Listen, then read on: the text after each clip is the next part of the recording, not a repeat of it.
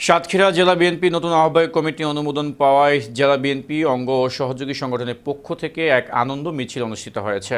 সোমবার শহরের মাওয়া চাইনিজ রেস্টুরেন্টের সামনে থেকে মিছিলটি শুরু হয়ে শহরের প্রধান সড়ক প্রদক্ষিণ করে একই স্থানে এসে শেষ হয়। এ সময় উপস্থিত নেতারা বিএনপির ভারপ্রাপ্ত চেয়ারম্যান তারেক রহমানকে অভিনন্দন ও শুভেচ্ছা জানায়। মিছিলে বক্তব্য রাখেন স্বেচ্ছাসেবক দলের সভাপতি সুহেল আহমেদ মানিক, কৃষক দলের আহ্বায়ক সালাউদ্দিন লিটন, সাবেক জেলা যুব দলের সাধারণ সম্পাদক হাফিজুর রহমান মুকুল সহ অন্যান্য নেতৃবৃন্দ।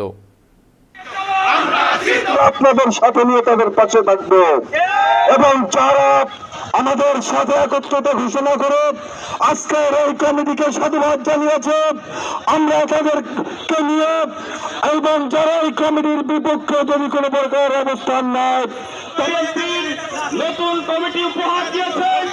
আমরা সাতক্ষীরা জেলা কৃষক দলের পক্ষ থেকে এই কমিটিকে শুভেচ্ছা জানাই, স্বাগত জানাই। মুক্ত একটি বিএনপি সাতক্ষীরার মাটিতে গঠন হবে। থেকে নতুন কমিটি উপহার দেওয়ার জন্য